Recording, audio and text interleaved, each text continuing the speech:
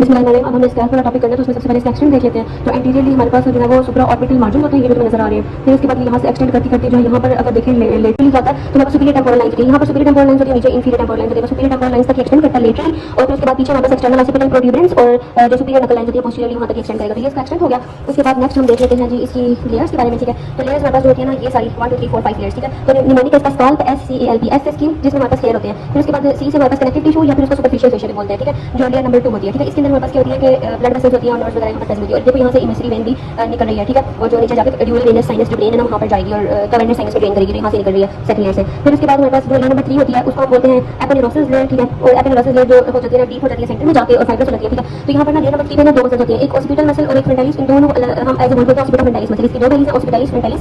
ऑसिपिटलिस जो अराइज करती है from the skull from superior नकल लाइन, और इसको जो है वो फेशियल सप्लाई करती है उसकी पोस्टीरियर ऑरिकुलर ब्रांच। ठीक है, ये आगे बात। तो यहाँ पर तुम देख सकती हो कि ये ऑसिपिटलिस मसल रिलेट कर रही है सुपीरियर नकल लाइन के लेटरल 2/3 से। उसके बाद हमारे पास आ जाती है फ्रंट और इंसर्ट कहाँ पर कर रही है, यहाँ पर जो है वो जो थर्ड लेयर है ना एपोनेरोसिस वाली वहाँ पर। उसके बाद हमारे पास फ्रंटालिस मसल जो कि अपर आईलिड और फोरहेड ऑफ द स्किन से रिलेट करती है, इसको भी फेशियल नर्व की टेंपोरल ब्रांच सप्लाई करती है और ये रेज करती है आईब्रोज को और रिंकल्स इन द फोरहेड। ठीक है, यहाँ पर आप देखो कि ये फ्रंटालिस मसल थी, इसकी ये लॉन्ग बेली होती है। दो बेली थी ना, एक हमारे पास ऑसिपिटलिस और एक फ्रंटालिस। तो ऑसिपिटलिस छोटी बेली थी, देखो छोटी है, और ये हमारे पास बड़ी वाली बेली है फ्रंटालिस वाली। ठीक है, और ये ना जाके ना मिड लाइन में था, ये जाके यूनाइट हो जाती है एक दूसरे से। ठीक होगी बात। अच्छा, उसके बाद नेक्स्ट हमारे पास थर्ड लेयर होगी। फोर्थ लेयर में लूज कनेक्टिव टिश्यू था, ये सारा लूज कनेक्टिव टिश्यू आ रहा है फोर्थ लेयर में। अब फोर्थ लेयर की हमारे पास ऐसा तो और कोई बात नहीं है, आगे जाकर बताती हूँ मैं। उसके बाद हमारे पास आएगी कि जो लेयर नंबर 3 थी ना एपोनेरोसिस वाली, वो हमारे पास पीली मोबाइल होती है पेरिक्लेनियम के ऊपर, और फिर वो जो है वो ज़ाइगोमैटिक आर्च के ऊपर जाके लगती है एपोनेरोसिस वाली लेयर, जो थर्ड लेयर जहाँ पर ये सारी मसल्स प्रेजेंट थी। इसी तरह एपोनेरोसिस जो है वो ज़ाइगोमैटिक आर्च के ऊपर लग रही थी।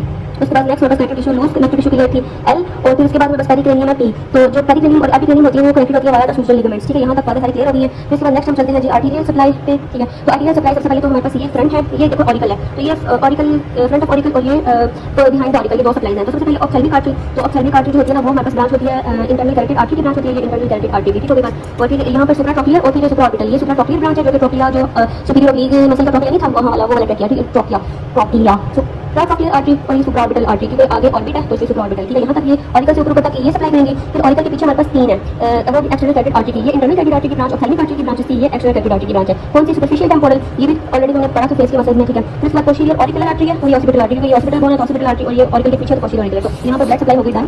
फिर उसके बाद यहाँ पर आ जाएगी नर्व सप्लाई, तो ये सुप्राट्रॉकियर नर्व, सुप्राऑर्बिटल नर्व। ठीक है, फिर ज़ाइगोमैटिको टेंपोरल नर्व और temporal branch of facial nerve, और फिर ऑरिकुलर टेंपोरल नर्व, ये ऑरिकल के आगे बिहाइंड ऑरिकल कौन है posterior division of later auricular nerve, और फिर posterior auricular nerve lesser occipital nerve. ठीक है, और फिर साथ में ग्रेटर ऑसिपिटल और थर्ड ऑसिपिटल नर्व, ये भी फेस की जो नर्व थी ना नर्व सप्लाई उसमें पड़ा था। ठीक है, ऐसा बोलिए इसकी जो नर्व सप्लाई होगी। उसके बाद हमने कनेक्टिव टिश्यू की बात की थी कि ये हमारे पास होता है ना कनेक्टिव टिश्यू की, जो ये पिंक वाली लाइट पिंक वाली लेयर है। ठीक है, ये हमारे पास ना कनेक्ट होती है आगे से ना आईलिड में आके ये ड्रेन करती है। तो यहाँ पर हमने क्या बोला कि fluids can pass from the connective tissue loose areolar जो टिश्यू था, लूज एरियोलर टिश्यू को हमने दूसरा नेम क्या दिया था कनेक्टिव टिश्यू, जो हमारे पास चौथी लेयर थी, ये वाली जो लेयर थी loose areolar connective tissue layer. ठीक है, तो हमारे पास जो है वो of the scalp into eyelid and into the subconjunctival area. ठीक है, इसका मतलब है कि जब हमारे पास ब्रेन में कोई भी हेमरेज वगैरह होगा तो यहाँ से जो फ्लूइड है वो ड्रेन करेगा ब्लड वगैरह, और वो आई तक आएगा, और आई की जो लोअर लिड है ना वो स्वेलिंग हो जाती है, जिसकी वजह से ब्लैक आई होती है, आगे लिखा दिया। और फिर उसके बाद हम आगे देख लेते हैं इसकी वेनस सप्लाई पे। वेनस सप्लाई बहुत आसान है, इसमें सबसे पहले हम देखते हैं कि यहाँ पर जो है सुपरफिशियल टेंपोरल वेन है। ठीक है, जो कि हमारे पास descend in front of triangles. ठीक है, और फिर एंटर करती है पैराइटल ग्लैंड को, और फिर मैक्सिलरी ब्रांच इसके अंदर ड्रेन करती है। तो ये सुपरफिशियल टेंपोरल मैक्सिलरी में के रेट्रोमेंडिबुलर वेन बना देती है, और फिर वो उसकी डॉट वेन, ये रेट्रोमेंडिबुलर वेन है, इसकी डॉट वेन है, एक हमारे पास पोस्टीरियर वेन, एक एंटीरियर वेन। जो एंटीरियर वेन है वो इधर आके ड्रेन होगी।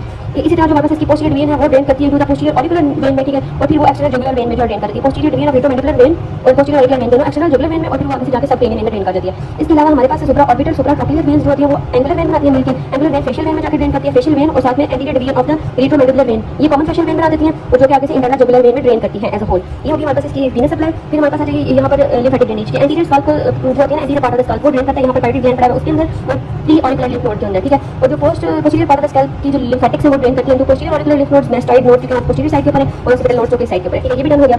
उसके बाद हमारे पास इमिसरी वेन की बात हुई थी कि वो हमारे पास कनेक्ट करती है ना जाके कवर्नेस साइनस के साथ, तो जिसकी वजह से हमारे पास जो होता है स्प्रेड ऑफ इन्फेक्शन होता है।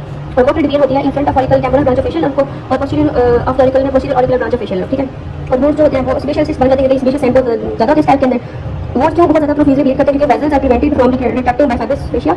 और फिर हमारे पास पेरिक्लेनियम होती है वो एडहेरेंट होती है सचेस के साथ, मतलब था वो सूजन लिगामेंट जो यहाँ पर मैंने पढ़ा था, ये सूजन लिगामेंट के साथ। तो पेरिक्लेनियम बहुत ज़्यादा एडहेरेंट होती है, जिसकी वजह से collection of fluid deep to the pericranium को हम सिफेलो हेमाटोमा बोलते हैं, जो किसी भी फ्रैक्चर्ड बोन को डायग्नोज करने में हेल्प करता है। फिर उसके बाद हम बता देगा कि लूज एरियोलर कनेक्टिव टिश्यू को डेंजरस एरिया भी करते हैं, क्योंकि इमिसरी वेन जो होती है यहाँ से वो ड्रेन करती है ब्रेन में। तो अब हम देखो कि लूज कनेक्टिव टिश्यू है ना जो यहाँ पर ये वाली लेयर थी, तो यहाँ पर ये देखो लूज एरियोलर कनेक्टिव टिश्यू यहाँ से जा रहा था, एक तो ये हमारे पास आई तक ड्रेन कराता ब्लड को, दूसरा यहाँ से जो है वो इमिसरी वेन से जा रही है, जिसकी वजह से ये डेंजरस एरिया होता है। उसके अलावा हमारे पास बात आती है कैचुअल ब्लड जो था वो बता दिया, और सेफ्टी लेयर कौन सी होती है हमारे पास, जो हमारे पास होती है जी कनेक्टिव टिश्यू वाली। कनेक्टिव टिश्यू वाली लेयर को ही हम लूज कनेक्टिव टिश्यू वाली जो लेयर होती है उसको हम बोलते हैं। ठीक है, ये कनेक्टिव टिश्यू वाली जो लेयर थी उसको हम लूज कनेक्टिव टिश्यू वाली लेयर को सेफ्टी लेयर बोलते हैं, और ये वाली लेयर है एरियोलर कनेक्टिव टिश्यू वाली उसको हम बोलते हैं कि यहाँ से मिसली वेंस आ रही हैं। और फिर इसके अलावा सुपीरियर टेम्पोरल रीजन रह गया था, ये वाला पेज 11 के ऊपर। इसकी कंटेक्स्ट पे देखो स्कैल्प है, बस जो हमारे पास एल है ना उसकी जगह पे टेम्पोरल फेशिया और टेम्पोरलिस मसल होता है, कि सुपरा टेम्पोरल रीजन जो हुआ, ठीक है। बाकी स्किन सुपरफिशियल फेशिया और एस सी फैटी टिश्यू, ए से एपोनेरोसिस, एल की जगह पे टेम्पोरल फेशिया, टेम्पोरलिस मसल और पेरिटोनियम। और फिर हम पेज नंबर 11 पे इसका एक्सटेंड देख लेते हैं। हाँ, तो ऊपर सुपीरियर टेम्पोरल रीजन के ऊपर सुपीरियर टेम्पोरल लाइन होती है, नीचे ज़ैगोमेटिक पार्ट होती है, बीच में रीजन होता है, उसको सुपीरियर टेम्पोरल रीजन कहते हैं।